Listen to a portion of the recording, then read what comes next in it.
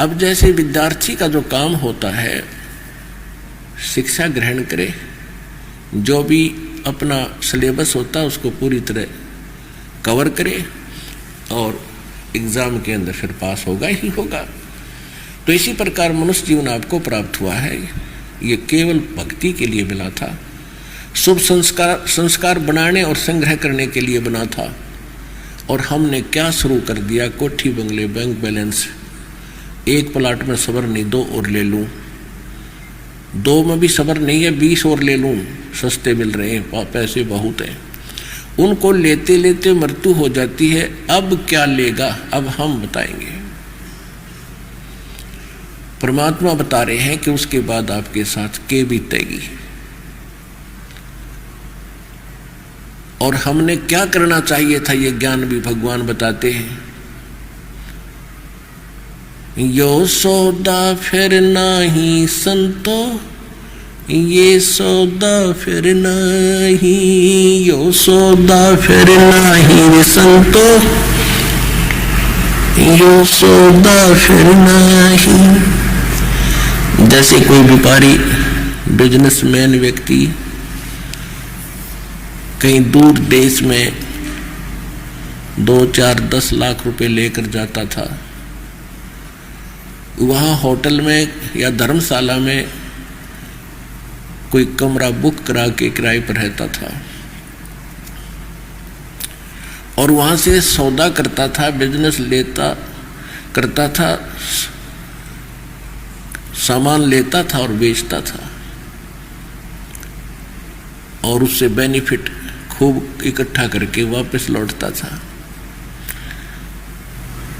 तो वो धनी हो जाता है जो सौदा ठीक करता है, जिस उद्देश्य को लेकर वहां गया था, जो उसको याद रखता है तो वो सफल होता है।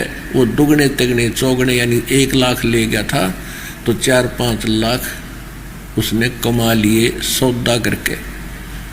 और दूसरा वहां जाता है, 1 लाख रुपए ले जाता है, होटल में रह रहा है, सिनेमा देखता है, बढ़िया खाना खाता है, गुट्टी लगाता है और मस्ती मारता है, सैर सपाटे करता फिरता है। तो वो व्यक्ति उस उद्देश्य को भूल चुका है, जो मूल धन तू लेकर आया था उससे खर्च रहा है, उसको बढ़ा नहीं रहा। तो जब वो खर्च हो जाएगा फिर उसकी आंख खुलेगी, होटल वाला भी पकड़ के हाथ बार कर देगा, अब चल अब यहां से। तब उसकी अकल ठिकाना आवेगी, वह शराब उतरेगी, उसकी नशा उतरेगा, फिर बहुत देर हो चुकी होगी। इसी प्रकार परमात्मा समझाते हैं कि आपको ये मनुष्य जीवन रूपी, ये श्वास रूपी पूंजी भगवान ने दे रखी है और आपको सौदा करने के लिए यहां भेज रखा है। और जो ये सौदा नहीं करते यानी भक्ति नहीं करते, यहाँ इन बकवादों में लगे हुए हैं, डीजे बजा दूं, लड़के का ब्याह हो गया, दुनिया ने दिखा दूं, नाचे कूदे बकवाद करें, ये महामूर्ख व्यक्ति की पहचान है जिसने ज्ञान नहीं भक्ति और भगवान का। और हम इसको बड़ा महत्व दे रहे हैं। इन फिल्मों में भी देखो, तू करको कितनी लंबी बकवाद दिखाते हैं बारात की, तो हमारे अंदर ये गंद भर दिया, इस काल ने भरवा दिया, इस तरह की बकवाद करके जीवन नाश कर दिया, एक सही तरीका दे दिया हमारे को। अब परमात्मा के मार्ग पर चलने के लिए इन सभी बुराइयों को कट ऑफ करना पड़ेगा, तब हम आगे हल्के होकर चल सकते। इन बकवादों के साथ भक्ति हो ही नहीं सकती। बेसिक ड्रामा करो या ना करो, भक्ति उसकी बनेगी ही नहीं। तो विद्यार्थी को विद्यार्थी की तरह रहना ही पड़ेगा। तो परमात्मा कहते हैं जो सौदा आप करने के लिए आए थे उसको भूल चुके बावले, और उसको याद दिलाने के लिए स्वयं परमात्मा आते हैं। और परमात्मा के आने से पहले ये काल इतनी भांग पिला देता है ये बकवादों की कि ये होश में नहीं आता। कबीर ये माया अटपटी, घट घट आण अड़ी, किस किस को समझाऊं या कुएं भांग पड़ी। है परमात्मा आपके लिए रो रहे हैं, भटक रहे हैं, और आप इस काल की भांग पी कर सो रहे। क्या क्या कहर आपके ऊपर टूट रहा है। कोई जीव सुखी है या बता दे आज, चाहे सारी पृथ्वी का राजा मुझे बता दे आज मैं सुखी हूं। और फिर उससे पूछो कुशल हो, ये तकलीफ होगी, लड़के को ऐसा हो गया, लड़की को ऐसे हो गया, मेरा बीपी हाई हो गया, तो खाक सुख है। और कल मृत्यु होगी फिर गधा बनेगा।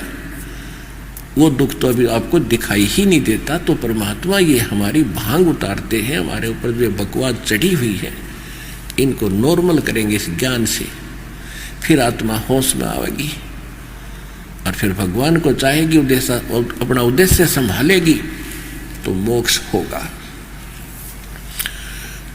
तो क्या बताते हैं परमात्मा, यो सौदा फिर नाही रे संतो, यो सौदा फिर नहीं। अरे यो सौदा, ये मनुष्य जीवन आपका इस कलयुग के 5505 वर्ष के बीतने के आसपास आपका जन्म है।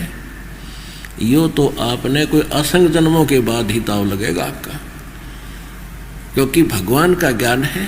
परमात्मा ने बताया, दास आपके रूबरू कर रहा, प्रमाणित कर रहा हूं, दिखा रहा हूं। इस समय में आप देख भी रहे हो कि जिन ब्रह्मा विष्णु महेश के बारे में कोई ये कह दे कि ये भगवान नहीं, सर फोड़ दे, टांग तोड़ दे, ऐसे हम दृढ़ हो गए थे, और आज आप कितना चेंज हो गया सच्चाई के आधार से। तो इससे सिद्ध है कि ये सूर्य उदय हो लिया सच्चे ज्ञान का और इस समाधान का जो भगवान ने वचन बोल रखा था। नहीं, ये वेद थे, यही गीता थी। दास तो एक बिल्कुल अनपढ़ सा व्यक्ति है, और दास के माध्यम से भगवान ने इतना अनमोल रत्न ज्ञान सदग्रंथों से खोज कर आपके स्वरूबरू करा दिया। न ये ऋषि महर्षि विद्वान चारों वेदों को कंठस्थ याद करने वाले इसका सिर पैर नहीं ढूंढ सके, न कख भी पता नहीं अध्यात्म मार्ग का।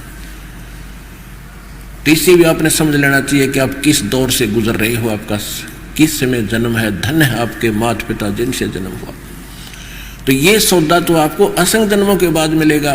इसको केवल बकवादों में ना खो, दृढ़ हो, भगवान पर विश्वास रखो, दास के एक एक वचन को आधार बनाकर अपना जीवन सफर भक्ति का तय करो और सफलता होगी। 101 पीढ़ी पार हो जाएगी आपकी। ये भगवान का वचन है जो दास सुना रहा है।